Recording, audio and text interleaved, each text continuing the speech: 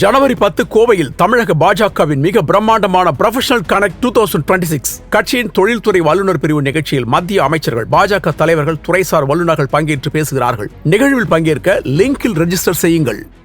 உச்சத்தை தொட்ட தங்க விலை, மீட்க முடியாத அடகு நகையை விற்பதற்கு இதுவே சரியான நேரம்.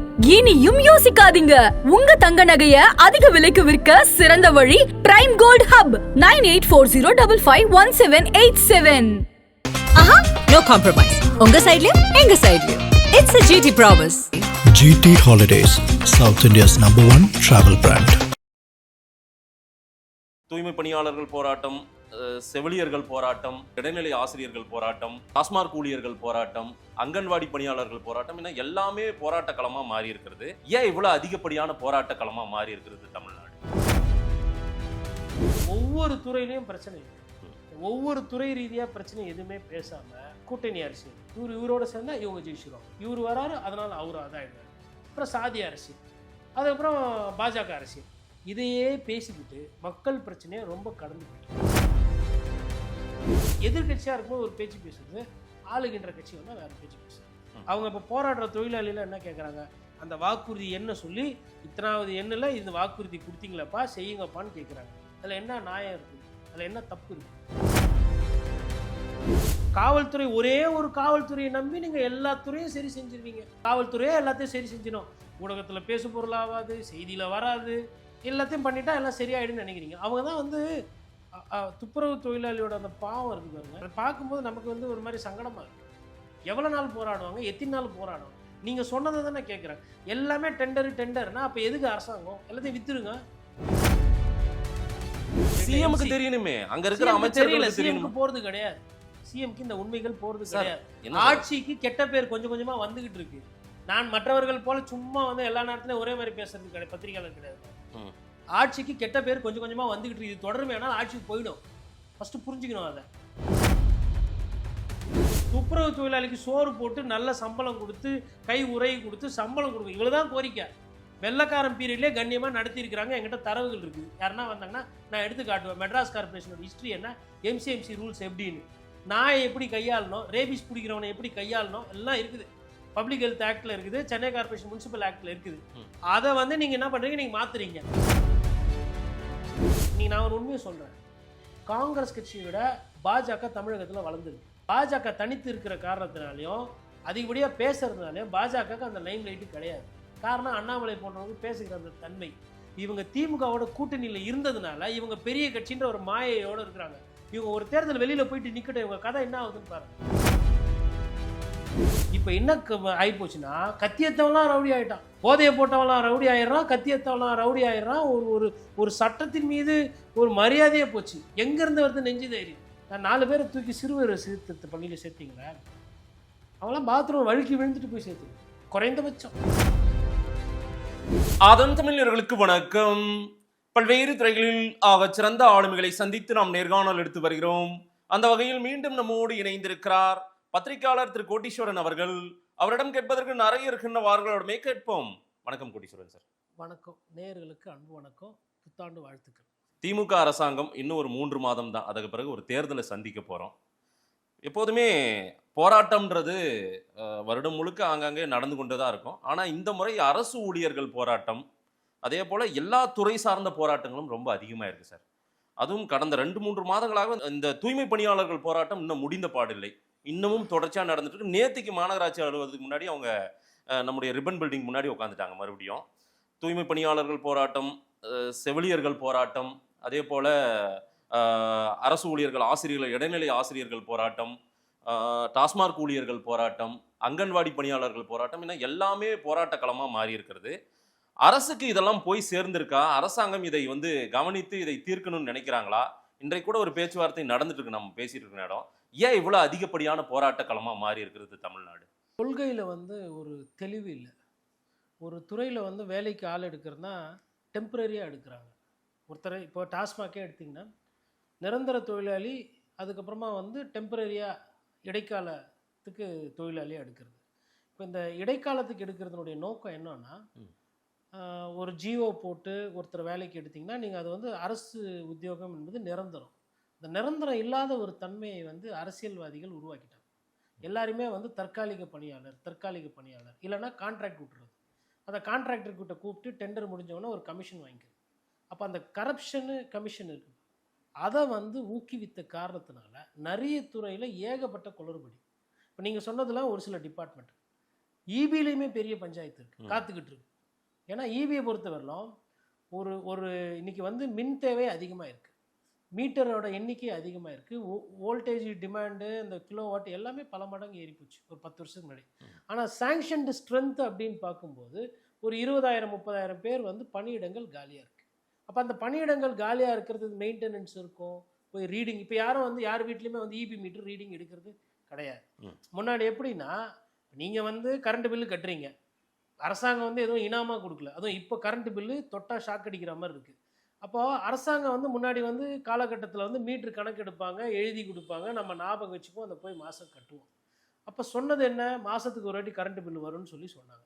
இனி வரலாம் செய்யவே. இப்போ 2 மாதத்துக்கு ஒரு வாட்டி மாதம் கரண்ட் பில் எடுக்கும்போது தேர்தல் வாக்குறுதியாக மக்கள்கிட்ட சொன்னது என்னென்னா, 2 மாதத்துக்கு ஒரு வாட்டி இருக்கிறது மாதம் வரும்போது உங்களுக்கு அந்த ஃப்ரீ கரண்ட் கொடுக்குறோம், அதனால் உங்களுக்கு கரண்ட் பில்லு குறையும்னு சொன்னது. செஞ்சது என்னன்னா கரண்ட் விலையை ஏற்றி விட்டது. இது இல்லாமல் ஸ்மார்ட் மீட்டர்னு ஒரு விஷயம், அது பார்க்குறது லைட்டாக குட்டி சேர்த்தா மாதிரியே இருக்கும். அது எப்படின்னா அதுவாக அது இஷ்டத்துக்கு ஓடும், அது அங்கோட நிற்கல. அதுக்கப்புறமா வந்து ஸ்மார்ட் மீட்டரு கரண்ட்டுக்கு, ஸ்மார்ட் வால்வுன்னு சொல்லிட்டு தண்ணிக்கு. அதுவும் எப்படின்னா நம்மளுக்கு அவங்க தண்ணி தராங்க இல்லைங்களா, அந்த தண்ணிக்கு வந்து அது எவ்வளோ ஓடி சுற்றுதோ அதை வச்சு எப்படி இபி மீட்டருக்கு வசூல் வாங்குறாங்களோ அதே மாதிரி இந்த ஸ்மார்ட் மீட்டரை நீர் தொட்டிக்கும் வைக்கிறாங்க. மெட்ரோ வாட்டர்லேயோ டுவாடுலேயோ தர தண்ணிக்கு ஆல்ரெடி வந்து எல்லாம் கேன் வாட்டருக்கு மாறிட்டு இருக்கிறாங்க. அதுவே ஒரு அவலம்.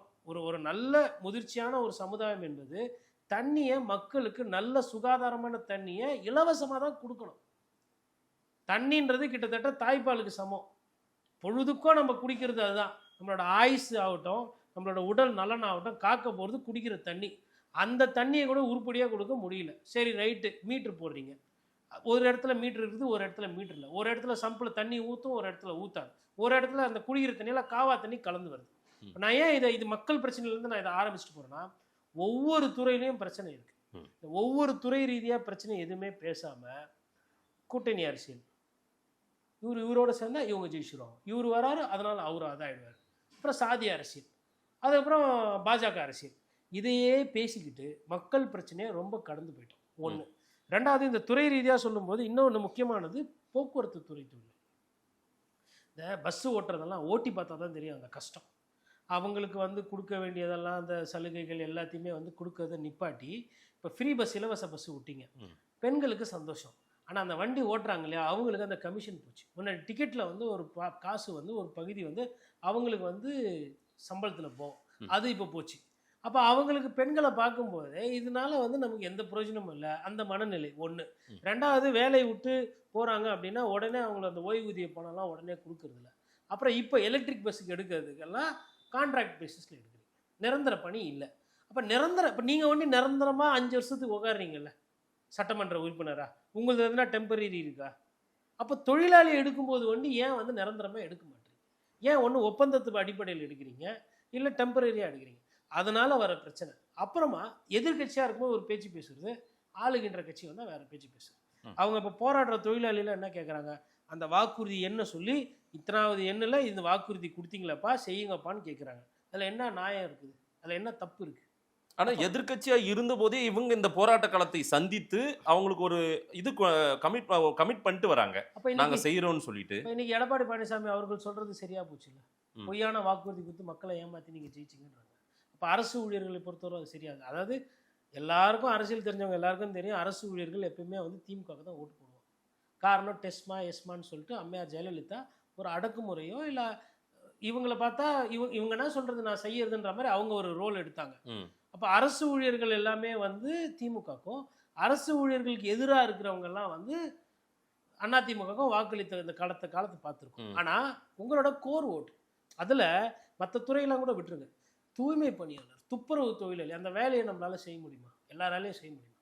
பொழுதுக்கும் டெய்லி காலையில் சொன்னால் குப்பையை வாரிட்டு ஒரு இடத்துல போகும், ரோட்டில் கண்டது செத்து கிடக்கும், நாய் போய் வச்சுருக்கோம். அதிலேருந்து ஆரம்பித்து நாப்கின்லேருந்து குழந்தைங்க போடுறதுல இருந்து மருத்துவ கழிவுலேருந்து துர்நாற்றம் வீசுகிற அத்தனை விஷயமும் இருக்கும். அரிசியே 2 நாள் கழிச்சிட்டு நீங்கள் போயிட்டு ஈரமாகி போச்சுன்னா கிட்ட போக முடியாது. அப்படி ஒரு கஷ்டமான வேலையை செய்கிறவங்க அவங்களுக்கு என்னங்க அப்படின்னா 1000 கோடி ஆகிடுமா செலவு? அப்போ இது நம்பிக்கை துரோகம் தானே இந்த மக்களுக்கு பண்ணது. காவல்துறை, ஒரே ஒரு காவல்துறையை நம்பி நீங்கள் எல்லா துறையும் சரி செஞ்சிருவீங்க. காவல்துறையே எல்லாத்தையும் சரி செஞ்சிடும். ஊடகத்தில் பேசு பொருளாகாது, செய்தியில் வராது, எல்லாத்தையும் பண்ணிட்டா எல்லாம் சரியாயிடுன்னு நினைக்கிறீங்க. அவங்க தான் வந்து துப்புரவு தொழிலாளியோட அந்த பாவம் இருக்குது பாருங்க. அதை பார்க்கும்போது நமக்கு வந்து ஒரு மாதிரி சங்கடமாக இருக்குது. எவ்வளோ நாள் போராடுவாங்க, எத்தனை நாள் போராடுவாங்க? நீங்கள் சொன்னதை தானே கேட்குறேன். எல்லாமே டெண்டர்னா அப்போ எதுக்கு அரசாங்கம்? எல்லாத்தையும் வித்துருங்க. தனியார் மயம்தான் கொள்கைன்னா இது என்ன? அப்போ எதுக்கு கம்யூனிஸ்ட் கட்சி கூட்டணி போகிறீங்க? நீங்கள் கூட்டணி கொள்கை ஆட்சின்னு பேசுகிறோம்ல, இப்போ எதுக்கு வந்து கம்யூனிஸ்ட் கட்சியோட கூட்டணி போகிறோம்? கம்யூனிஸ்ட் கட்சி தொழிலாளிக்கு உண்டான கட்சி. தொழிலாளி பிரச்சனை, நான் ஜெயிக்கிறேன் தோக்குறேன் ஒத்த ஓட்டு இருந்தாலும் அது கம்யூனிஸ்ட் தான் பேசுறது கம்யூனிஸ்ட் கட்சியினுடைய கொள்கை. அந்த கட்சியோட கூட்டணி அவங்களும் வேற வழி இல்லாமல் கூட்டணி வச்சு. இல்லை தோழர் சண்முகமே அப்பப்போ சில அலிகேஷனை வைக்கிறாரு. மீண்டும் ஆனால் திமுகவோட அந்த கூட்டணி உறவை கடைசியாக எங்கே வந்து நிற்பாங்கன்னா, பாசிச பாஜக ஒழுக்க நாசமாக போச்சு. பாசிச பாஜக ஆல்ரெடி ஜனங்க 3-4 வாட்டி தோய போட்டாங்க. எங்கன்னா பாஜக ஜெயிச்சுதான் இங்கே பாராளுமன்ற தேர்தலில் தொடர்ந்து 2 வாட்டி 3 வாட்டி மோடிக்கு கரடியாக கத்தி ஓட்டி காட்டாங்க. யார் போட்டாங்க? பாஜக அரசியல்ன்றது தமிழகத்தில் இல்லாத அரசியல். ஆர்எஸ்எஸ்ஸை எதிர்க்கிறோம், ஆமாம் எதிர்க்கிறோம். நானே ஆர்எஸ்எஸ் பற்றி அவ்வளோ பேசியிருக்கிறேன். நான் மோடி அவர்களை பண்ணாத விமர்சனம் கிடையாது, இப்பவும் பண்ணுவேன். அதனால் நீங்கள் இந்த துப்புரவு தொழிலாளி பிரச்சனை சாம்சங் 11 மணி நேரம் வேலை வாங்குவான், 12 மணி நேரம் நிற்க வைப்பான் ஒரு தனியார் இதில், அதுக்கெல்லாம் தப்பு. அதெல்லாம் அதாவது ரெண்டும் இருக்குது. ஒரு சைடு ஏமாத்துற முதலாளியை ஏமாத்துற தொழிலாளியும் இருக்கிறாப்பல, தொழிலாளியோட ரத்தத்தை உரிகிற முதலாளியும் இருக்கிறா. அதனால தான் சட்டத்தின்படி நடக்கணுன்றது. அப்போது நீங்கள் துப்புரவு தொழிலாளியை வந்து ஒப்பந்தம் கொடுக்குறதே வேலையாக வச்சுருக்கிறீங்க. கேட்டால் நாங்கள் சோறு போடுறோம், நாங்கள் வந்து புரத சத்து கொடுக்குறோம். நீங்கள் என்ன சத்துணவு கூடமா நடத்துறீங்க? யாருக்கு சத்துணவு நடத்துறீங்க? அவங்களுக்கு தெரியாது. அவங்கன்னா எல்லாம் பால்வாடிக்கு போகிறவங்களா? துப்புரவு தொழிலாளி ஆணையர் வந்து பேட்டி கொடுக்குறாரு. சுருக்கமாக சொல்லணும்னா, சென்னைக்கு சமூக நீதி பேசி ஒரு நல்ல மேயரை கொடுக்க தவறிட்டாங்க.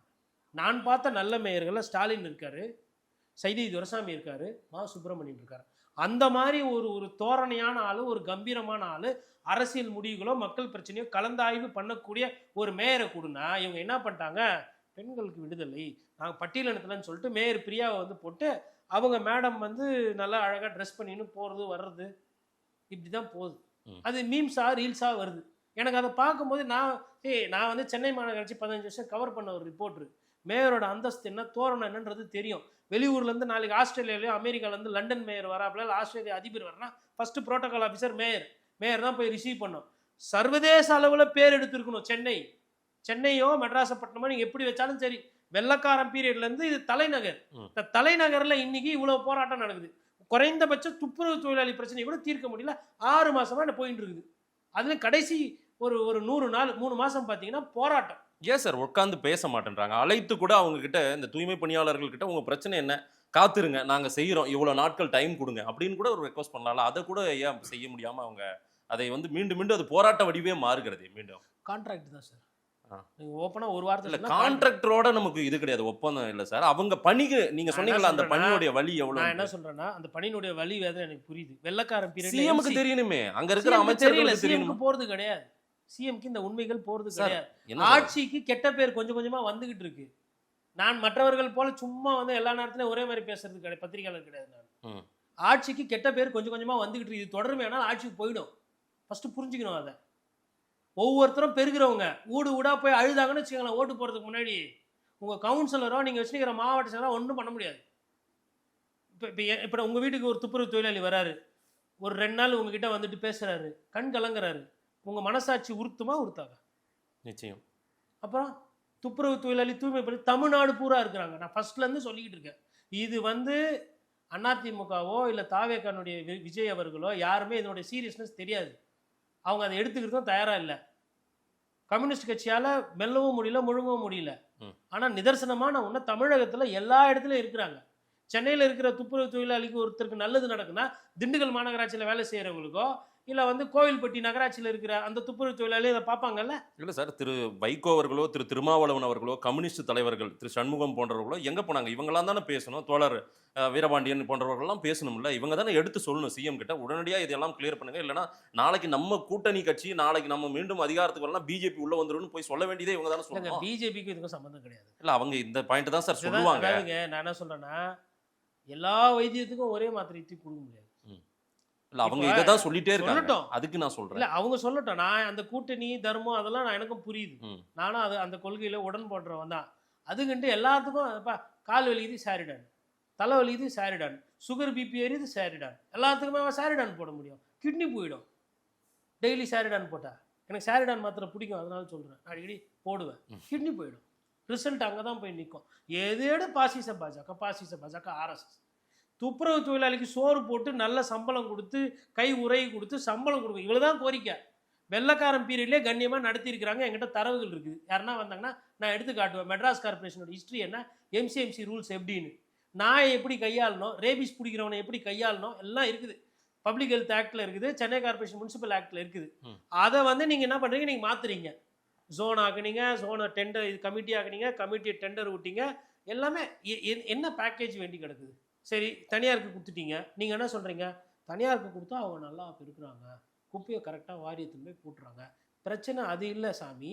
பிரச்சனை கொடுங்குயூர்லும் பெருங்குடியிலையும் குப்பை தொட்டி மலை போல் இமாலய மலை போயிட்டு இருக்குது. அதை சரி செய்யறதுக்கு வார்டு லெவலில் 0 to waste என்று சொல்லுவாங்க, இல்லை வேஸ்ட் டு 0. அதாவது குப்பை வந்து அந்தந்த இடத்துலயே சுழற்சி முறையில் அது அங்கேயே கரைஞ்சிடணும், உரமாய் போயிடணும்.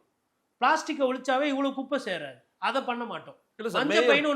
பெரிய இதுக்கு தானே வெளிநாடு போயிட்டு இது ஏதோ அதை போயிட்டு பார்த்துட்டு வந்தாங்க. வெளிநாட்டில் ஒரு பயணம் பண்ணி இந்த குப்பை மேடுகளை எப்படி களை எடுப்பது, இதை எப்படி இது பண்றது பார்த்தாங்க. ஒன்றும் மாறின மாதிரி தெரியலையே. வாடுறதுலேயே பிரச்சனை, நம்ம அடுத்ததுக்கு போயிட்டோம். அதாவதுங்க, குப்பைன்றது ஒரு பிரச்சனை. அது துப்புரவு தொழிலாளி பிரச்சனையும் பார்க்கறது இல்லை, குப்பை பிரச்சனையும் சரி செய்யற. கொடுங்கையூரில் போய் கேட்டு பாருங்க, அங்கே எல்லாம் மக்கள் நம்ம சந்தோஷமா இருக்கிறாங்களான்னு. பெருங்குடியில் கேட்டு பாருங்க. என்ன சொல்றாங்கன்னா, 30 வருஷமா குப்பை கொட்டிட்டு இருக்கோம், அதுக்கப்புறம் விலை கம்மியா இருக்குன்னு எங்க வீடு வாங்கி சுற்றின்னு வந்தாங்க. சரிப்பா, வாங்கின்னு வந்துட்டாங்க. அவங்க ஓட்டு தானே போடுறாங்க. அவங்க நல்ல காற்றை சுவாசிக்க கூடாதா, இவங்க நல்ல குடிநீர் பருக கூடாதா? எதுக்குமே திட்டம் கிடையாது, ஒரு தொலைநோக்கு பார்வை கிடையாது. ஃபர்ஸ்ட் ஒழிக்கப்பட வேண்டியது பிளாஸ்டிக். ஒரு நாளைக்கு 5500 டன்னு ஜென்ரேட் ஆகுது குப்பை. 5500 டன்னு ஜெனரேட் ஆகக்கூடாது. சாப்பாடு கழிவு இல்லை காய்கறி கழிவு எனக்கு புரிஞ்சிக்க முடியுது, அது தவிர்க்க முடியாது. இந்த பிளாஸ்டிக் உற்பத்தி குறைக்கலாம்ல, அது குறைச்சாவே ஸ்டாம் வாட்டர் ட்ரெயின் மழைநீர் வடிகாலில் வந்து இந்த அளவுக்கு சாக்கடை அடைக்காது, காவா அடைக்காது. அப்போ குப்பை இருக்கணும், துப்புரவு தொழிலாளிக்கு கான்ட்ராக்ட் விடணும், மழைநீர் கால்வாய் கிலோமீட்டரில் கட்டணும், அது அடைச்சிக்கும். டிராக்டர் எடுத்துன்னு வந்து வெளியூர்லேருந்து வச்சு பம்பு போட்டு மழைநீர் காவாய் ஒரு காவாலேருந்து இன்னொரு காவாய்க்கு பைபாஸ் பண்ணுற மாதிரி பைப்பு போட்டு தண்ணியை உறிச்சி விடுவீங்க. இதை நான் வந்து பார்த்துக்கிட்டு இருக்கணும் ஒரு பத்திரிகையாளராக. இதை பற்றி பேசக்கூடாது. இதானே நடக்குது. இயற்கையோட ஒத்து போனால் இந்த செலவுகள் குறையுது, மக்கள் பாதிப்பு குறையுது. இது எதுவும் பண்ணுறது கிடையாது. சரி, குறைந்தபட்சம் துப்புரவு தொழிலாளி பிரச்சனை பல கோடி ஆக போகுது. ஈகோ, நம்ம தோத்துட்டோம்னா இவங்க கிட்ட யாருக்கிட்ட தோக்குறீங்க? சரி, தோத்துட்டீங்க. அப்படி ஒரு எண்ணம் இருக்கு. அப்படிதான் எனக்கு தோணுது. யாரோட அவங்களோட யாரோட போட்டி போடுறது இருக்கு. உங்கவர் நம்மவர் அவங்க யார் சார் இப்படி ஒரு மனநிலையில் இருக்கிறது? அப்படி அதை நான் அப்படிதான் புரிஞ்சுக்கிறேன் சார். நான் இங்க சென்னை அமைச்சர்களா, நமக்கு தமிழ்நாடு முழுக்க பரிச்சயப்பட்ட அமைச்சர்கள், சென்னை அமைச்சர்கள் திரு சேகர் பாபு, மா சுப்பிரமணியன், இவங்களுக்கு தெரியுமா? மா சுப்பிரமணியன் அவர்களே இதை சேர்க்காதீங்க. ஏன்னா மா சுப்பிரமணியன் மேயரா இருந்த பொழுது இப்படி எல்லாம் வரல, இப்படி எல்லாம் தலைவலி, இப்படி எல்லாம் டெண்டர் பிரச்சனை வரல. நான் கிட்ட இருந்து பார்த்தேன். எல்லாத்துலயும் 3 மேயரை கிட்ட இருந்து பார்த்துருக்கேன். Right sir. ஸ்டாலின் அவர்கள் இருந்த பொழுது டெண்டர்ல பிரச்சனை கிடையாது. துரைசாமி இருந்த போது இந்த பஞ்சாயத்து என்கிட்ட வரவே கூடாது, எது ரூல்ஸோ அது பிரகாரம் போயிடுங்கன்னு சொல்லிட்டு போனார். மா சுப்பிரமணியம் இருக்கும்போது பத்திரிகையில தவறான டெண்டர் முறைகேடு எதனா வந்து 6 கோடி ரூபாய் டெண்டர்லாம் நான் செய்தி போட்டு கேன்சல் பண்ணியிருக்காரு மா சுப்பிரமணியம். அன்னைக்கெல்லாம் இப்படி கிடையாது. அவர் பத்திரிகையில வந்து பேசுறாரு, மேபி சொன்னதுனால பேசுறாரா என்னவோ தெரியும். இந்த பஞ்சாயத்துக்கும் மாசுக்கும் சம்பந்தம் கிடையாது. அவரு சுகாதாரத்துறை அமைச்சர். இந்த பிரச்சனைக்கு என்ன பொறுத்த வரணும், ஒன்னு அண்ணன் கே நேரு பதில் சொல்லணும், இல்லைன்னா ஐயா சேகர் பாபு பதில் சொல்லணும். ஏன் அப்படின்னா மேயர் சரியில்லை. மேயரோட இடத்த மேயர் கரெக்டா நின்று பண்ணாததுனால கூட இந்த பிரச்சனை இருக்கலாம். தொழிலாளி பிரச்சனை ஒரு கணக்கு போட்டு, அண்ணா இவ்வளோ இருக்கு, இவ்வளோ ஓட்டு போயிடும், இதெல்லாம் நம்ம கூட நின்னவங்க, நம்ம ஜனங்க, நான் வந்து எனக்கு அவங்க பிரச்சனை தெரியும், அவங்க இடத்துல இருந்து நான் வரேன், எனக்கு இது புரியும், இது வேதனை சொல்லி யார் பேசியிருக்கணும்? யார் இதை முதலமைச்சர்கிட்ட போய் கன்வின்ஸ் பண்ணணும்? செய்தித்தாள்லையோ பத்திரிகையாளர்கள் பேசுகிற பேப்பர் கட்டிங் போவாது. இன்ட்டு போலீஸு வந்து அவங்களுக்கு என்ன தேவையோ அந்த செய்தி தான் சொல்லுவாங்க. சொந்த பந்தம்லாம் டெண்டர் பற்றி தான் பேசுவாங்க. மேயர் போய் பேசலாம்ல, மேயர் போய் சொல்லலாம்ல முதலமைச்சர்கிட்ட. சரி, சேகர் பாபு ஒத்துக்க மாட்டார். ஏன்னா அவருக்கு வந்து அந்த கான்ட்ராக்டருக்கு அவர் அந்த பார்த்தோம் பத்திரிகையாளர்களை எப்படி நடத்தினாருன்னு திட்டினாருன்னு. மீறி போகலாம்ல மக்களுக்காக. இன்றைக்கி இவ்வளோ பிரச்சனை வராதுல்ல. இப்போ இன்றைக்கி நைட்டு வந்து கரண்ட் ஆஃப் பண்ணுறீங்க, அங்கே எல்லாம் செல்ஃபோனில் எடுத்து இப்போ ஹாப்பி நியூ இயர் முதலமைச்சருன்றாங்க. நான் சந்தோஷமாக முதலமைச்சருக்கு வாழ்த்து சொல்கிறாங்க. அது தெரில எந்த அளவுக்கு இது போய் சேருன்னு தெரில. ஆட்சிக்கு தொடர்ந்து ஒவ்வொரு போராட்டம் நடக்க அது கெட்ட பேர் தான். இவங்களுக்கும் ஓட்டு இருக்குது, அதை மறந்துடக்கூடாது. இவங்க வந்து ஏதோ அரசு ஊழியர் ஒண்டி கிடையாது. இந்த இஷ்யூ எல்லாம் பேசி தான் ஹைலைட் பண்ண வேண்டும் திமுக கூட்டணி கட்சிகள் எல்லாருமே. ஆனால் பிரவீன் சக்கரவர்த்தின்னு ஒருத்தர் போயிட்டு விஜயோட நெருக்கம் காட்டுறாரு. அதே போல திமுக அரசு கேள்வி கேட்கிறாரு. அதே போல உத்தரப்பிரதேசத்தை விட அதிகமா தமிழ்நாடு கடன் வாங்கிருச்சுன்னா அவர் குறிப்பிட்டு சொன்னா அவரை மாத்துங்கன்னு சொல்லி வாதம் பண்ணிட்டு இருக்காங்க. அதுக்கு காங்கிரஸ் இப்ப போர்க்கொடி தூக்கியிருக்காங்க. காங்கிரஸ் பேச வேண்டியதை விட்டு விட்டு இதையெல்லாம் விவாத பொருளாக்குவது என்ன மாதிரி ஒரு அரசியல்? அதுங்க, ஒரு சைடு வந்து காவல்துறையால கெட்ட பேர் வருது அரசாங்கத்துக்கு. இன்னொரு சைடு வந்து கம்யூனிஸ்ட் கட்சி விட்டுருங்க. கம்யூனிஸ்ட் கட்சி ஏன்னா வெளிப்படையாக பேசுறது இல்லை. காங்கிரஸ் கட்சினால கெட்ட பேர் வருது. கொஞ்சம் கூட ஒரு நன்றி விசுவாசம் இல்லாத தன்மையை இன்னைக்கு காங்கிரஸ் கட்சியினுடைய தலைவர்கள் வெளிப்படுத்தி கொண்டிருக்கிறார். நன்றி விசுவாசம்னா யாருக்கு இருக்கணும்? கூட்டணி தர்மம். கூட்டணியில் இருக்கீங்கல்ல நீங்க. ஒவ்வொரு வாட்டியும் எங்க மோடி தோத்து போறாரு. யாரால தோத்து போனாரு? திமுகவோட பிரச்சாரத்தில் தானே தோத்து போறாரு. சரி, நீங்க கூட்டணியில இருந்துக்கிட்டு நீங்க வாங்கின சீட்டெல்லாம் தோக்கவே இல்லையா? ஈவிகே சொல்லி ஒரே ஒரு வாட்டி தோத்தாரு. அதுக்கு அந்த இடத்துல வந்துட்டு இவர் ஜெயிச்சாரு தேனியில், ஓபி ரவீந்திரநாத். அதை தவிர்த்து ஒரு பெரிய லாஸே உங்களுக்கு கிடையாது இந்த கூட்டணியில். இன்னைக்கு தாவேக்கான்ற ஒரு புதுசாக கட்சி வந்தோன்னா நீங்கள் வந்து பல்ல பூச்சி பார்க்குறீங்க இல்லை திமுகவை. விஜயின்னு இல்லைன்னா இந்த வாய் வந்திருக்குமா? சரி, மக்கள் அரசியல் நீங்கள் எங்கே பண்ணீங்க? இன்னைக்கு நான் ஒரு உண்மையை சொல்கிறேன். காங்கிரஸ் கட்சியை விட பாஜக தமிழகத்தில் வளர்ந்துருக்கு. பாஜக தனித்து இருக்கிற காரணத்தினாலையும் அதிகப்படியாக பேசுறதுனாலையும் பாஜகவுக்கு அந்த லைம் லைட்டு கிடையாது. காரணம் அண்ணாமலை போன்றவர்கள் பேசுகிற அந்த தன்மை. இவங்க திமுகவோட கூட்டணியில் இருந்ததுனால இவங்க பெரிய கட்சின்ற ஒரு மாயையோடு இருக்கிறாங்க. இவங்க ஒரு தேர்தல் வெளியில் போயிட்டு நிற்கட்டும், இவங்க கதை என்ன ஆகுதுன்னு பாருங்கள். காங்கிரஸ் கட்சியில் இருப்பவர்கள் வந்து இப்போ வந்து அண்ணன் திருமாவளவன் ஒரு கருத்து சொல்கிறாரு. இது வந்து பிரவீன் சக்கரவர்த்தி மேலே நடவடிக்கை எடுக்கணும் கம்யூனிஸ்ட் தலைவர்கள் சொல்கிறாங்க. ஏன் சொல்கிறாங்க? ஏன்னா கூட்டணியில் அவங்களும் இருக்கிறாங்க. அந்த கூட்டணியில், இந்தியா கூட்டணியில் அவங்களும் அங்கம். நீ கூட்டணியை வந்து சிதைக்கிற மாதிரி, கூட்டணியை பலவீனப்படுத்துகிற மாதிரி உங்கள் ஆளுங்க வந்துட்டு ராகுல் காந்தி ஃபோன் பண்ணி பேசுவார். அதற்கு பிரவீன் சக்கரவர்த்தி போன்ற இங்கேருந்து வந்து நான் வந்து கமெண்ட் அடிச்சுன்னு இருப்பாங்க. விஜயை நீங்கள் வளர்த்து விட்டுன்னு இருப்பீங்க. அப்போ இவங்கெல்லாம் வேடிக்கை பார்க்கணுமா? இதே விஜய் அவர்கள் வந்து ஒரு கூட்டத்தில் ஆதவர்ஜனை வைத்துட்டு திருமாவளவன் வர வேண்டியது வரல, எவ்வளோ நெருக்கடி பாருங்கன்னு சொன்னப்போ அந்த பிரச்சனை பெருசாகணும்னு மறுநாள் காலையில் அறிவாலயம் போய் அந்த பிரச்சனையை சரி செஞ்சுக்கினாரா இல்லையா? ஒன்று கூட்டணி விட்டு வெளில போயிடணும், இல்லை பிரச்சனையை சரி பண்ணணும், உறவாடி கெடுக்கக்கூடாது. அப்போ பாஜக அதிமுகவுக்கு என்ன துரோகம் பண்ணிச்சோ அதே தானே இன்னைக்கு காங்கிரஸ் கட்சி திமுகவுக்கு பண்ண பார்க்குது. அதாவது அமித்ஷா ஒன்று பேசுவார், அண்ணாமலை வந்து அப்படி இல்லைங்க இப்படிங்க, இப்படி இல்லைங்க அப்படிங்கன்னு. அதாவது அதிமுக அவர் வீக்கெண்ட் பண்ணுறாராமா திராவிட கட்சிகள். அப்புறம் எதுக்கு இப்போ கூட்டணி வந்தீங்க? தேசிய கட்சிகளை விட திராவிட கட்சிகள் ஊழல் கட்சிகள். ஆமாம், ரைட்டு.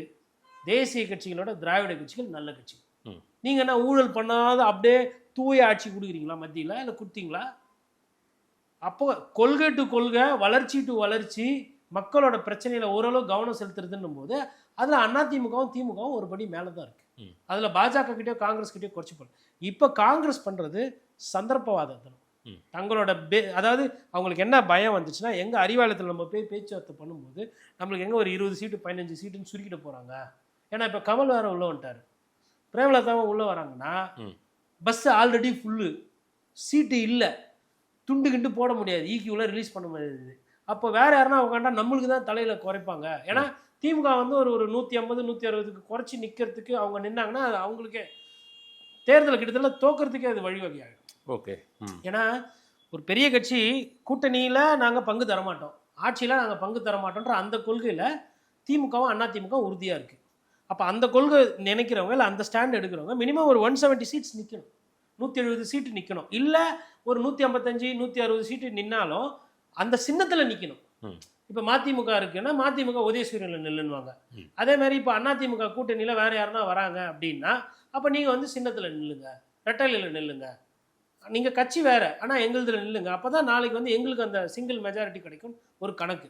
இப்போ இது பார்க்கும்போது கமலம் உள்ளே வராருன்னு போது அப்போ கமல் வராங்க, பிரேமலதா ஒரு வேளை வராங்க அப்படின்னா அவங்களுக்குலாம் ஒரு 10 சீட்டு 15 சீட்டு. இப்போ ஐயா ஓபிஎஸ் பேரும் அடிபடுது அதில். திமுகவோட அவர் பேசிகிட்டு இருக்காரு, அதுவும் பேசுகிறாங்க. திமுகவோட போனால் பெட்டர்னு கூட இருக்கவங்க சொல்கிறதா தகவல்லாம் வருது. செவி வழி செய்தி எந்த அளவுக்கு உண்மைன்னு தெரில. ஓபிஎஸ் வந்து பிஜேபியோடவும் பேசுகிறாரு, ஸ்டாலின் சாரோடவும் தொடர்பில் இருக்கிறாரு, விஜய் சாரையும் நேசிக்கிறாரு. இது என்ன விதமான அரசியல் எனக்கு புரியல. எடப்பாடி பழனிசாமி எதிரி ரைட்டு, முடிஞ்சு போச்சு ரைட்டு. ஒரு நிலைப்பாடு கரெக்டாக எடுக்க மாட்டிங்களா? இங்கே கொஞ்சம் அங்கே கொஞ்சம் அங்கே கொஞ்சம் என்னது இது? இந்த சின்ன பசங்களாம் ரிங்கா சுற்றி சுற்றி விளையாடுவாங்களோ அந்த மாதிரி இருக்குது அவரோட நிலைப்பாடு. அப்போ ஒருவேளை அவரும் போகிறாரு வைத்திலிங்கத்தை கூட்டு, அப்போ அவருக்கு ஒரு 3-4 சீட்டு கொடுக்கணும்ல, 5 சீட்டு கொடுக்கணும். எங்கே இருக்குது அந்த பஸ்ஸில் இடம்? அப்போ யார் தலையில் கை வைப்பாங்க? காங்கிரஸ் தலையில் தான் கை வைப்பாங்க. அதுக்கு தான் பயந்துக்கிட்டு ஐயோ அம்மா அதப்பாடு இதை வருண் சக்கரவர்த்தி பேசி விட்டார், பிரவீன் சக்கரவர்த்தி இதோ வந்து விட்டார், அந்த சக்கரவர்த்தி இதை சொல்லி விட்டார், இந்த சக்கரவர்த்தி இது. இப்போ உள்ளுக்குள்ளே நீங்கள் மெழுகு வெத்தி தனியாக ஏற்றினா எரிஞ்சு போயிடுவீங்க. ஐயா காமராஜர்ன்ற ஒரு புண்ணியவானால அவங்க பழப்பு ஓடிட்டு இருக்கு. ராகுல் காந்தி நல்ல மனிதர், அவரை யார் என்ன சொல்கிறாங்கன்னு தெரியல. அண்ணன் நான் மதிக்கிற அண்ணன் தானே சொன்னார். இப்போ நான் என்ன கேட்குறேன்னா, திமுக காங்கிரஸுக்கு இந்த 5 வருஷத்தில் என்ன துரோகம் பண்ணுச்சு? இல்லை எதில் வந்து உங்கள் கூட நிற்கலை, உங்கள் கூட வந்து பிரச்சாரம் பண்ணலையா? ராகுல் காந்தி பிரதமர் வேட்பாளர் முதல்ல சொல்லலையா? உங்களுக்கு அந்த ஒரு நன்றி கடன் வராது? இப்போ கூட்டணி தர்மத்தை பற்றி பேசுகிறீங்க. இன்றைக்கி வந்துட்டு திருமாகு உரைக்குது அதனால் கேட்குறாரு. நீங்கள் வந்து என்ன பண்ணுறீங்க? இது எங்கள் உட்கட்சி பிரச்சனை, இது கூட்டணி பிரச்சனை. உட்கட்சி பிரச்சனைனா அதாவது ஓப்பனாக விஜய் என்ன சொல்கிறாரு? கொலை பழியை தூக்கி திமுக மேலே போடுறாரு. 41 பேர் செத்ததுக்கு காரணம் திமுக தான், சதி இருக்கு, திமுக தீய சக்தின்றாரு. தீய சக்தின்னு சொல்கிறவர் கூட நீ உறவாடுறிய, அப்போ நீ என்ன சக்தி? இதுதானே கேள்வி. இதுதானே திரும்ப கேட்குறாரு. அதாவதுங்க ஒரு விஷயத்தில் நம்மளோட பார்வை வந்து நியாயமானதாக இருக்கும். தொழிலாளி பிரச்சனை நான் பேசும்போது நான் விமர்சனம் வைக்கிறேன், கூட்டணின்னு வரும்போது காங்கிரஸ் பண்ணுறது தவறு. எனக்கு தெரிஞ்சு இப்போ என்னென்னா அந்த ரிஸ்க் எடுக்க முடியுமான்னு தெரியாது. ஏன்னா ஆட்சியில் பங்கு அது இதுன்னு பேசுகிறாங்க ரைட்டு. பட் எதிர்கட்சியாக இருக்கிறவங்க பொதுவாக எப்பயுமே அவங்களுக்கு அந்த ஓட்டு வந்து ஏறும். ஆட்சி மாற்றம்ன்றது அது ஆட்சி நெருக்கத்தில் வந்து அரசுக்கு ஒரு கெட்ட பேர் உருவாகும். அப்போது இன்னைக்கு திமுகவுக்கு இருக்கிற ஒரு பெரிய பர்செப்ஷன் பலம் அப்படின்னா கூட்டணி நல்லா இருக்கு. அப்போ அந்த கூட்டணியில் எதனா பிரச்சனைனா அது அவங்களுக்கு மைனஸாக போயிடும். அந்த ஒன்று தான் பிரச்சனை காங்கிரஸோடு. மற்றபடி இதே வந்து பாராளுமன்ற தேர்தலாக இருந்தால் ஸ்டாலின் வந்து தட்டி விட்டு போயிட்டே இருந்திருப்பார். எனக்கு என்ன போச்சு? போதைப் பொருள் நடமாட்டம் ரொம்ப அதிகமாக இருக்கிறது அப்படின்ற ஒரு பார்வை குற்றச்சாட்டு. நேற்றுக்கு அஷ்டாகார் பேசும்போது அவங்க சொல்கிறார், நிறைய நாங்கள் பிடிச்சிருக்கோம் இந்த விஷயத்த, எங்கெல்லாம் போதை கடத்தல் நடத்துதோ அதெல்லாம் போதை மருந்து கடத்தல் எல்லாம் நாங்கள் பிடித்திருக்கோம்னு அவர் சொல்கிறாரு. ஆனால் அமைச்சர் மா சுப்பிரமணியம் சொல்கிறாரு, ஜீரோ கல்டிவேஷன், இங்கே வந்து ஜீரோவாக இருக்குது, கஞ்சா போதையெல்லாம் இங்கே கிடையவே கிடையாது அப்படின்னு சொல்கிறாரு. இது மாதிரி ஒரு மாறுபட்ட கருத்து எப்படி பார்க்கறது? இல்லை, அவர் கொஞ்சம் அழகாக புத்திசாலித்தனமாக பதில் சொல்லியிருக்காரு. ஜீரோ கல்டிவேஷன் உண்மை தான். இங்கே நம்ம விவசாயம் பண்ணுறது இல்லைல்ல, அதுதான் அவர் சொல்லியிருக்காரு. இங்கே கன்சம்ஷன் கேட்டிருக்கணும் நம்ம. ஜீரோ கன்சம்ஷன்னா இல்லை, கன்சம்ஷன் நிறைய பண்ணுறாங்க. லாரியில் மாட்டுது, ட்ரெயினில் மாட்டுது, நிறைய பேர் மாட்டுறாங்க, அது கன்சம்ஷன். கல்டிவேஷன் போது கரெக்டு தானே. இங்கே விவசாயம் பண்ணுறது இல்லைல்ல, மற்ற மாநிலம் கஞ்சா அதான் அடுத்தது அங்கே தான் போவோம். விட்டா கஞ்சாவுக்கு கல்டிவேஷன் கூட பண்ணுவாங்க போகுது. என்னைக்கு கஞ்சா வச்ச கண்ணுன்னு பாடுற ஒரு தலைவர் ஒருத்தர். அதாவது ஃபஸ்ட்டு ஒரு விஷயம் நாட்டில் இருக்குன்னா அதை ஃபஸ்ட்டு ஒத்துக்கணும். அப்போ தான் தீர்வு வரும், தீர்வை நோக்கி போக முடியும். என்னை பொறுத்தவரையிலும் இந்த போதை தடுப்பு அப்படின்றது ஒரு தனி துறையாக வர வேண்டும். அது காவல்துறையோடு இருக்கக்கூடாது.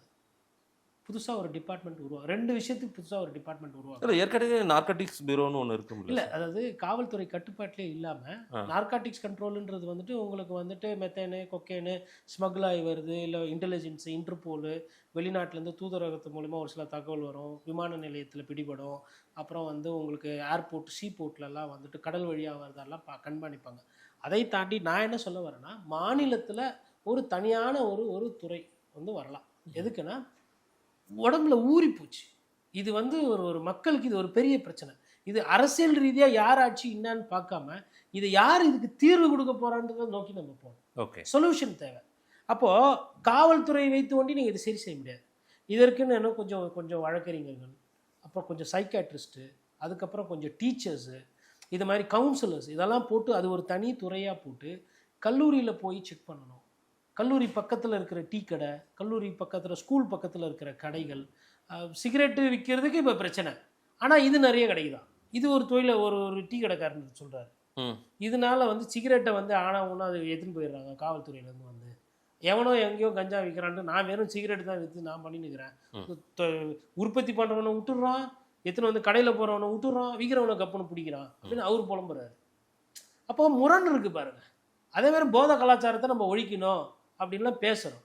ஆனால் அரசாங்கமே டாஸ்மாக் நடத்துது, அது ஒரு முரண்.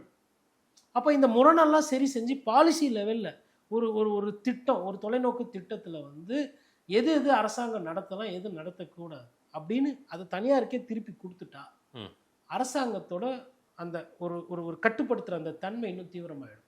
இப்போ அரசாங்கத்தில் டாஸ்மாகில் ஒருத்தர் வந்து பிளாக்ல விற்கிறாரு, அவர் அரசு ஊழியர், காவல்துறை சேர்ந்தவர் அரசு ஊழியர். இந்த அரசு ஊழியர் எப்படி போய் அந்த அரசு ஊழியர் மேலே கேஸ் போட்டுருவாரா? அவர் என்ன சொல்லுவார், இந்த ஒரு நிமிஷம் இருக்கும், எம்எல்ஏ ஆஃபீஸில் பேசிட்டு வரேன், இல்லை வட்டச்செயலர்கிட்ட பேசுகிறேன், மாவட்ட ஆஃபீஸில் பேசுகிறாங்கன்னு ஃபோன் பண்ணி காவல்துறை. இது இது இது நிதர்சனமாக எல்லா ஆட்சியிலையும் இதுதானே நடக்குது. அப்போது இந்த பூனைக்கு யார் மணி கட்டுறதுன்ற இந்த கேள்வி ஒன்று முதலமைச்சராக இருக்கிறவருக்கோ, இல்லை முதலமைச்சராக வரப்போகணும்னு ஆசைப்படுறவங்களுக்கோ, இல்லை முன்னாள் முதலமைச்சருக்கோ அந்த லெவலில் இதை திங்க் பண்ணணும். அப்போ ஒரு தனித்துறை வந்துட்டு அந்த துறையில் நான் சொன்னது போல் இவங்கெல்லாம் இருக்கணும். இப்போ போதை பழக்கம் யார் யாருக்கெல்லாம் இருக்குது அவங்களெல்லாம் கண்டுபிடிச்சி ஜீரோயின் பண்ணி அவர்களுக்கு மருந்து, அவர்களுக்கு ஒரு ஒரு ஒரு கிளாஸ், ஒரு லெசன், இல்லை அவங்கள வாழ்க்கையிலேருந்து மேம்படுறதுக்கு ஒரு சில திட்டம், அப்புறம் பார்டர் செக்யூர் பண்ணுறது, அதுக்குன்னு ஒரு தனி ஒரு பிரிவு, அந்த மாதிரி போட்டு பண்ணணும். இது காக்கி சட்டையால் இது வந்து ஏன்னா நல்லா வேறு மாதிரி ஊறிச்சு. இப்போ காட்டில் எப்படி வந்து உங்களுக்கு வந்து வேலிக்கத்தா செடி வந்து நல்லா விதை போட்டு ஊறி போய் காட்டினுடைய அந்த தன்மையையோ மாற்றி உண்டாக்கியிருக்கோம், அந்த மாதிரி சமுதாயம் வந்து இளைஞர்கள் வந்து நாசமாக போயிருக்காங்க. எவன் எந்த போதையில் இருந்து தொலைறானே தெரிய மாட்டேங்குது. சாராயமும் கிடைக்குது, கள்ளக்குறிச்சி பார்த்தோம், மதுபானம் கிடைக்குது அரசு இதில், கஞ்சா கிடைக்குது, அப்புறம் இந்த மெத்துன்றாங்க, போதை மாத்திரன்றாங்க, மெடிக்கல் ஷாப்பில் போய் வாங்கி போடுறானுங்க, எல்லாம் கிடைக்குது. எவன் எந்த போதையில் இருந்து தொலைறானே தெரிய மாட்டேன்றான். போதை ஆசாமின்னு தான் சொல்லணும், நீங்கள் டெஸ்ட் எடுத்து பார்த்தா தான் தெரியும். அப்போது இது வந்து இன்னும் சயின்டிஃபிக்காக இன்னும் கல்ச்சுரலாக டீல் பண்ணணும். அதாவது நான் எப்படி சொல்கிறேன்னா, இப்போ ஒரு சிறுவன் இருக்கான், அவனுக்கு அந்த பழக்கம் இருக்கிறது இந்த துறைக்கு தெரியுதுன்னா அந்த ஸ்கூலில் கரெக்டாக கண்டுபிடிச்சி ஸ்கூலில் போய் பேசக்கூடாது. அந்த பெற்றவங்க பேரண்ட்ஸ் கிட்ட போயிட்டு பேசணும். இந்த மாதிரி நம்ம தம்பிக்கு இந்த பழக்கம் இருக்கிற மாதிரி எங்களுக்கு தெரியுது, உங்களுக்கு தெரியுமா தெரியுன்றதில் நாங்கள் வந்து வழக்கு போடுறதுக்கோ இல்லை இதை விசாரிக்கிறதுக்கோ வரல, நம்ம 2 பேரும் சேர்ந்து, அதாவது அரசாங்கம் சார்பாக நானும் பெற்றவங்களை நீங்களும் சேர்ந்து இந்த நம்ம குழந்தைய இந்த விஷயத்துலேருந்து எப்படி பாதுகாத்து எடுத்துகிட்டு வர்றது அப்படின்ற மாதிரி ஒரு துறை நான் பற்றி பேசிகிட்டு இருக்கேன். இல்லை நீங்கள் சொல்கிறது டோர் டு டோரு, இது வந்து அந்த அளவுக்கு பேச வேண்டிய இடத்துக்கு தள்ளப்பட்டோம். கண்டிப்பாக இது டோர் டு டோர் போக வேண்டிய ஒரு சூழ்நிலை இருக்குது. அட்லீஸ்ட் தலைநகர் அவ்வளோ சீரியஸ் ஆயிடுச்சுன்றீங்களா சார்? இந்த ஒரு 3 நாளில் திருத்தணியில் வந்து 2 சம்பவம். ஒன்று வட மாநிலத்திலேருந்து மனசாட்சியே இல்லாமல் ஒரு அவனுங்களை என்ன சொல்கிறது, மனிதர்கள் சொல்கிறதா இல்லை மிருகம்னு சொல்கிறதான்னு தெரியல, 4 பைத்தியங்க தமிழ் இனத்துக்கே பேரையும் கலங்கத்தையும் உருவாக்கியிருக்காங்க. யாரோ ஒருத்தர் தொழிலாளி வந்திருக்கிறாரு ஒரிசாலேருந்து. ஒரிசாக்கும் நமக்கு எதுனா என்னங்கன்னா எதனா பஞ்சாயத்து இருக்கா, இல்லை எதனா பிரச்சனை இருக்கா, இல்லை ஒரிசாக்காரர்கள் எங்கன்னா வந்தீங்க எதனா அத்துமீறினாங்க எதனா இருக்கா? இந்த ஸ்டேட் ஒரு அமைதியான ஸ்டேட், கீழே இருந்து வர ஸ்டேட். ஜார்க்கண்ட் ஒரிசாலாம் அவங்களுக்கு போதிய அளவுக்கு வருமானம் இல்லை. அந்த ஊரில் வருமானம் இல்லை தான் தமிழகம் போனால் தாய்நாடு மாதிரி எனக்கு ஒண்டியில் வந்தாரை வாழ வைத்த தமிழகம், தமிழ்நாட்டில் எல்லாருக்குமே எல்லாம் கிடைக்கும் அப்படின்ற அந்த நம்பிக்கையில் வந்திருக்கிறாங்க. அது இவர் அப்துல் கலாம் ஐயா அழகாக சொல்லுவார், தமிழ்நாட்டில் யாதும் ஊரே யாவரும் கேளீர். அந்த கூற்றிருக்கணுங்க அவன் பிழைக்க வந்தான், இந்த ஊருக்கு போனால் பிழைக்க வந்தவனை குத்து உயிரும் கொலை உயிரமாக போட்டு மருத்துவமனையில் படுக்க வச்சிங்கன்னா இருந்தாலும் என்ன ஏன் தப்பு பண்ணா? யார் கேட்குறது? ஒரு ட்ரெயினில் போனது தப்பா? ஒன்று. 2வது அதே திருத்தணியில் ஐ திங்க் ஜமால் பாயா ஏதோ ஒரு சிறுபான்மையினர் புடவை வியாபாரம் பண்ணுறாரு. பாவம் வியாபாரத்தை முடிச்சுட்டு போகிறாரு, ரயில்வே ஸ்டேஷனில் 2 தடிமாடு மாதிரி இருக்கிறாங்க, ஒரே அறா விட்றாங்க, அவர் வந்து அப்படியே விழுறாரு, தலை படுக்கிற அந்த வீடியோ பார்த்தா, ஃபஸ்ட் வீடியோ நான் பார்க்கல, ஏன்னா நண்பர் சொன்னப்பவே ஆல்ரெடி நம்ம இந்த பத்திரிகையில் வந்து எல்லாம் கெட்டதே பார்க்குறோம், கெட்டதே பேசுகிறோம், நல்லதுன்றதே ரொம்ப கம்மியாகி போச்சு. இந்த வீடியோலாம் இந்த வீடியோவை பார்த்தா பொத்துன்னு வேற தலைகள்லாம் அடிபட்டு ஏதோ ஆச்சு. அந்த குடும்பத்தை யார் காப்பாற்றாங்க? குடும்பம் அனாதை ஆகிடாதுல்ல. அரசாங்கம் வேலை பார்க்க போயிடும், ஆப்ரேஷன் பண்ணி போஸ்ட்மார்ட்டம் பண்ணி கொடுத்துட்டு வழக்கறிஞருக்கு வச்சுட்டு வாய்தாகி இதால் அப்படியே போகும். யாருங்க இதெல்லாம் பதில் சொல்கிறது? அந்த மூதேவியும் போதையில் இருந்தது சொல்கிறேன். இன்னொரு பைத்தியம் கத்தி எடுத்துகிட்டு போய் காவலரை குத்த போது பப்ளிக்காக, ஹிஸ்ட்ரி ஷீட்டர்லாம் கிடையாது, அவன் வந்து ரவுடி பையெல்லாம் கிடையாது. இப்போ என்ன ஆகிப்போச்சுன்னா கத்தியத்தவன்லாம் ரவுடி ஆகிட்டான், போதையை போட்டவன்லாம் ரவுடி ஆயிடுறான், கத்தியத்தவன்லாம் ரவுடி ஆயிடுறான்.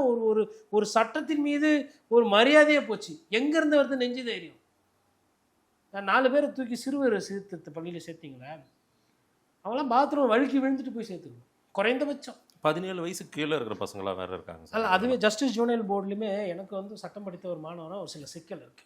அந்த வயசை வந்து நம்ம இன்னும் குறைக்கணுமோன்னு தோணுது. ஓ, அது வந்து ஒரு தப்பான விஷயத்துக்கு அது பயன்படுது. 17 வயசுல 18 வயசுல கொலை பண்ணுறான், ஒருத்தனை கொலை பண்ணுற அளவுக்கு இருக்குது, ஒரு பெண்ணை ரேப் பண்ணுற அளவுக்கு அவனால் பண்ண முடியுதுன்னா அவன் சிறுவன் அல்ல, அவன் சீர்திருத்தப்படுவேன் இல்லை, அவன் வந்து சமுதாயத்திலேருந்து அப்புறப்படுத்த வேண்டியவன். சமுதாயன்றது இது பாருங்கள், மனித உரிமை மீது எனக்கு நம்பிக்கை இருக்குது, அதை நான் பாடமாகவும் படித்தா அதை நான் நேசிக்கிறேன். நான் மனித உரிமையை வந்து மனிதர்களுக்கு பயன்படுத்துங்கன்னு தான் நான் கேட்குறேன். இப்போ ரேபிஸ் வந்துச்சு ஒரு நாய்க்கு, என்ன பண்ணுறோம்? சரி, அதுவாச்சும் நோய் வந்தது, அந்த நோய் அந்த நாய் அதுவாக விருப்பப்பட்டா வந்துச்சு, எங்கேருந்தோ வந்துச்சு, மனசாட்சியெல்லாம் போட்டு தள்ளுறோமா? இப்போ சிறுத்தை, அது சிறுத்தைக்கு குழந்தைன்னு தெரியுமா, ஆடுன்னு தெரியுமா, கோழின்னு தெரியுமா, நாயின்னு தெரியுமா? ஊருக்குள்ளே பூந்துச்சு, கம்ப்ளைண்ட் வருது, பொறி வச்சு பிடிச்சி எடுத்துன்னு போய் ஜூவில் வச்சிடுறீங்களா? டைகரு ஆளை கொள்ளுது, ரெண்டு ஆளை 3 ஆளை கொள்ளுச்சுன்னா அந்த டைகர் என்ன பண்ணுறோம்? மேனிட்டர் டிக்ளேர் பண்ணி ஃபாரஸ்ட் டிபார்ட்மெண்ட்டை ஒதுக்கிட்டு போலீஸ் துறையை கூப்பிட்டு ரைஃபிளை வச்சு சுட்டு தள்ளுறோமா? AK-47 வச்சு அவ்வளோ பெரிய உருவம் செத்து போதா? காட்டுக்கே ராஜா மாதிரி வாழ வேண்டியது போச்சா? இப்படிதானே நம்ம டீல் பண்ணுறோம் மிருகத்தை. ஆனால் மனிதாபிமானம் இல்லாத மனிதர்கள்கிட்ட வந்து எதுக்கு அவங்களுக்கு வந்து நீங்கள் கொஞ்சம் மெத்தனமாக இருக்கிறீங்க? சட்டம் கடுமையா இல்லைன்னு சொல்றீங்களா? பயம் இல்லாம போயிடுச்சு யாருக்குமே? சட்டம் கடுமையா இல்லை, ஒன்று. சட்டத்தை வேகமாக நடவடிக்கை எடுத்துகிட்டு வரதில்ல. ரெண்டாவது, சட்டத்தை மீறி காவல்துறை எவ்வளோ கோபமாக பொதுமக்கள்கிட்ட நடந்துக்குது, ஹெல்மெட் போட்டுன்னு போடல அப்படின்னா. ஆனால் இவர்கள்கிட்ட இன்னும் கொஞ்சம் கோபமாக நடந்துக்கலையோன்ற அந்த கேள்வி இருக்குது. என் போன்ற பத்திரிகையாளர்களே அதுக்கு எதிராக கேள்வி கேட்பாங்க, என் போன்ற வழக்கறிஞர்களே அது எதிராக பேசுவாங்க. பேசிட்டு போட்டோம், ஒன்றும் தப்பு இல்லை. 4 பேர் நல்லா இருக்கணும், ஒரு கெட்டவன் கஷ்டப்பட்டால் ஒன்றும் தப்பு கிடையாது. இது ஊரோட கொள்கை, அதான் சொல்லுவாங்க. இதெல்லாம் வந்து இஸ்லாத்தில் சொன்னால் அராமிகள். இந்த அராமிகளால் சமுதாயத்துக்கு எந்த விதமான நன்மையை பயக்க போகுது? ஏன் இவ்வளோ பயமில்லாத தனம் இங்கே அதிகமாகி போச்சு? ஒரு சட்டம் இருக்குது, அதே போல் நமக்கு வந்து நாளைக்கு இதனால் பிரச்சனையை நம்ம ஃபேஸ் பண்ண போகிறோன்ற எண்ணமுமே இல்லாத ஒரு கட்டுவட்டு இல்லாத ஒரு நிலை இருக்கு. ஒன்று வந்து போதை கலாச்சாரம் என்பது ஊடுருவி இருக்கு. அப்போ அவனுக்கு வந்து சிந்தனை இல்லை, இதனுடைய பாதிப்பு தெரியல. காவல்துறையே கத்தி வச்சுன்னு குத்துறவன் நாளைக்கு அப்பா அம்மாவையும் எதனா செய்வான். அப்படி ஒரு மூதேவி செஞ்சான், அவனை வந்து விடுதலை பண்ணணும்னு ஒரு சில பைத்தியங்க கோரிக்கை வச்சு இருக்கு. அதாவது எவிடன்ஸ் இல்லை, கோர்ட்டு வந்து நிரபராதின்னு விடுறது வேற, தரவுகள் இல்லை, ஆதாரம் இல்லைனா ரைட்டு. அடிப்படையிலேயே நம்ம வந்து இந்த மாதிரி செயின் ஸ்நாச்சிங் இந்த மாதிரி விஷயத்தில் வந்துட்டு ஒரு சில இடத்துல ஜெயலலிதா அவர்கள் என்கவுண்டர்லாம் பண்ணியிருந்தாங்க, அன்றைக்கும் விமர்சனம் ஆச்சு. பட் அந்த காலத்தில் சட்டம் ஒழுங்கு கொஞ்சம் ஓரளவுக்கு நல்லா இருந்ததுன்னு ஒரு பேச்சு. நீங்கள் இப்போ ஒரு ஹெல்மெட்டு திருடிட்டான், செருப்பு காணும், பெட்ரோல் பைக்லேருந்து திருடா, நீங்கள் போய் ஸ்டேஷனில் கம்ப்ளைண்ட் கொடுங்க, எடுக்க மாட்டாங்க. அதெல்லாம் ஒரு கேஸா? இதை சரி செஞ்சால் தான் நாளைக்கு அது சரியாகும். 4 இளைஞர்கள் தேவையில்லாமல் ரோட்டில் உட்காந்து குடிக்கிறானா, போய் கேளுங்க, காவல்துறை போய் கேளுங்க, ஏன் குடிக்கிற, ஃபோன் உங்கள் அம்மாவுக்கு ஃபோன் பண்ண வழக்கு பதிவே பண்ண வேண்டாம். இது மாரல் போலீஸியான்னு கேட்பாங்க. ஆமாம், மாரல் போலீஸிங் தான். ஏன்னா இன்றைக்கி நம்ம இருக்கிற சூழ்நிலை அப்படி. இருட்டில் ஒருத்தன் வந்து ஒரு பொண்ணுக்கிட்ட வந்து கடுமையாக பேசுகிறான், கோவத்தை வெளிப்படுத்துகிறான் அப்படின்னா அந்த இடத்துல காவல்துறை போய் கேட்கணும், அம்மா நீ யார், இவர் யார், உனக்கு என்ன பழக்கம், ஏன் நீ அழுகுற, கேட்கணும். இதெல்லாம் நம்ம தவறிட்டோம். அப்புறம் நாளைக்கு எதனா ஒரு பாலியல் சீண்டலி இல்லை வேறு எதனா ஆசிட் ஊற்றுனா இதெல்லாம் வரும். இதெல்லாம் நான் பேசுகிறது சமுதாயத்தில் இருக்கிறது பேசுகிறேன், புரியுதுங்களா? இது அந்த பிரச்சனைலாம் இருக்குன்ற ஒத்துக்கிறதும் ஒத்துக்காததும் அவங்கவுங்க இஷ்டம். ராஜஸ்தானை பாரு, டெல்லியை பாருன்னா நான் என்ன வெங்காயத்துக்கு அந்த ஊரெல்லாம் பார்க்கணும்? அந்த ஊர்லாம் நான் சுற்றுப்பயணம் போயிருக்கேன், அது எவ்வளோ மோசமாக இருக்குன்றது எனக்கு தெரியும். என் நாடு அதை விட நல்ல நாடுன்றதும் எனக்கு தெரியும். என்கிட்ட இந்த விளக்கம் சொல்கிறதுனால என்ன ஆகும் போகுது? இதை விட மேம்பட்டு சிங்கப்பூர் கூட சண்டை போடுங்க, ஜப்பான் கூட சண்டை போடுங்க, ஹாங்காங் கூட சண்டை போடுங்க, லண்டன் கூட சண்டை போடுங்க. இந்த மாநகரம் அந்த மாநகரத்தோட சண்டை போடும். கோயம்புத்தூர் மான்செஸ்டர் சிட்டின்னு சொன்னால் வண்டி பத்தாது, அது அமெரிக்காவில் இருக்கிற ஒரு நகரத்துக்கு ஈக்குவலாக கோயம்புத்தூர் மாறணும். மதுரை வந்து தமிழக கலாச்சாரத்தோட தலைநகர்னு ஒண்டி சொன்னால் பத்தாது, மதுரை வந்து பிரான்ஸில் இருக்க பாரிஸோட கலாச்சாரத்தில் நிற்கணும், மேலே போய் நிற்கணும். பாரிஸை விட பிரெஞ்சு கலாச்சாரத்தோட மதுரை கலாச்சாரம் இன்னும், அதுதான் என்னோட ஆசை. உலகத்தில் இருக்கிறவங்களாம் நீர் வேளாண்மை சூப்பராக இருக்குன்னா டெல்டாவில் அது அதை விட இன்னும் நல்லா சிறப்பாக இருக்கும். அப்படி ஒரு சிந்தனை, அப்படி ஒரு பார்வை இங்கே வந்து அரசியல் காழ்ப்புணர்ச்சிக்காக இந்த ஆட்சி அந்த ஆட்சி, அந்த ஆட்சியில் இது நடந்ததா, இந்த நீங்கள் எஃப்ஐஆர் போட்டால் உங்கள் கேஸில் கிரைம் ரெக்கார்டு ஏறும். எஃப்ஐஆரே போட மாட்டேன்றீங்களா? திருடு போகுது தானே. அதாவதுங்க இந்த குண்டாஸ் எல்லாம் வந்து கருத்து சொன்னால் குண்டாஸ் போடுறாங்க, பேச்சுரிமை பேசினா குண்டாஸ் போடுறாங்க, திருட்டு மூதேவியெல்லாம் வெளில சுற்றிட்டு இருக்குது. இந்த கேஸ்லேயே அவன் ஆல்ரெடி ஹிஸ்ட்ரி ஷீட்டருன்றாங்க. அந்த நம்ம திருத்தணி கேஸ்லயே ஆமா. ஆல்ரெடி அவன் வந்து வெளில வந்து திருட்டு கேஸ்லாம் இருக்குன்றான். அவன் எதுக்கு வெளில சுற்றி நிற்கிறான்? திருட்டு கேஸில் இருக்கான். போடுங்க, அத்த கேஸை போடுங்க, இல்லை எதனா போட்டு தூக்கி உள்ளே வைங்க, இல்லை தனியாக ஒரு ஜூ கட்டுங்க. இந்த ரீல்ஸ் அந்த வீடியோ எடுக்கிற அந்த பசங்களே ஏற்கனவே இந்த மாதிரி ரீல்ஸ் எல்லாம் எடுத்து போட்டிருக்காங்க. சில ரீல்ஸ் எல்லாம் அதே ட்ரெயினில் இந்த மாதிரி அட்டகாசம் பண்ணி ரீல்ஸ் எல்லாம் போட்டிருக்காங்க. சில நாட்களுக்கு முன்னாடி அதெல்லாம் பதிவாயிருக்கு அந்த இன்ஸ்டா பக்கத்தில். பயிர் முளையில் தெரியும்னு சின்ன வயசுல எதுக்கு சொன்னாங்க? இதெல்லாம் சின்ன வயசுலேயே வந்து கிள்ளி எரிஞ்சிருக்கணும். சட்ட ரீதியாக தடுக்கலை, விட்டுட்டோம். இப்போ அது வந்து குத்துதே கூட. எனக்கு தெரிஞ்சு வந்து ஒரு சீர்திருத்த பள்ளி மாதிரிலாம் பத்தாது. இது அதை தாண்டி யோசிக்க வேண்டிய ஒரு கட்டாயத்தில் இருக்கணும்.